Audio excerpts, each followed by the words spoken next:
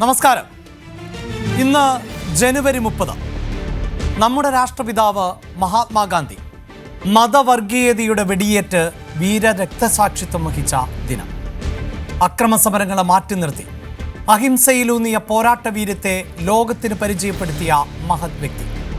2 നൂറ്റാണ്ടിലേറെ ഇന്ത്യയെ കാൽക്കീഴിൽ ചവിട്ടിമെതിച്ച ബ്രിട്ടീഷ് ഭരണകൂടത്തെ രാജ്യത്ത് നിന്നും തുരത്താൻ മുന്നിൽ നിന്ന് നയിച്ച പോരാളി. ആ സ്വാതന്ത്ര്യലബ്ധിയുടെ ആഘോഷത്തിമിർപ്പ് അവസാനിക്കും മുമ്പായിരുന്നു നാഥുറാം വിനായക് ഗോഡ്സെ എന്ന മത തീവ്രവാദിയുടെ വെടിയേറ്റ് ഗാന്ധി വീണത്. ലോകത്തിൻ്റെ പല കോണുകളിലും അസഹിഷ്ണുതയുടെ വെടിയൊച്ചകൾ ഉയർന്നു കേൾക്കുമ്പോഴാണ് ആ അഹിംസാവാദിയുടെ ഓർമ്മ ദിനം കടന്നു പോകുന്നത്.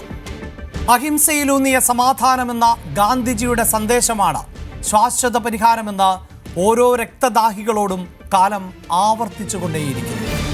എൻ്റെ ജീവിതമാണ് എൻ്റെ സന്ദേശമെന്ന് വരും തലമുറയോട് ഉറക്കെ പറഞ്ഞ ഗാന്ധി വെറുതെയല്ല. മജ്ജയും മാംസവുമുള്ള ഇങ്ങനെയൊരാൾ ഈ ഭൂലോകത്ത് ജീവിച്ചിരുന്നുവെന്ന് ഭാവി തലമുറയ്ക്ക് വിശ്വസിക്കാൻ പോലും ആകില്ല എന്ന് സാക്ഷാൽ ആൽബർട്ട് ഐൻസ്റ്റീൻ തന്നെ പറഞ്ഞു വെച്ചത്.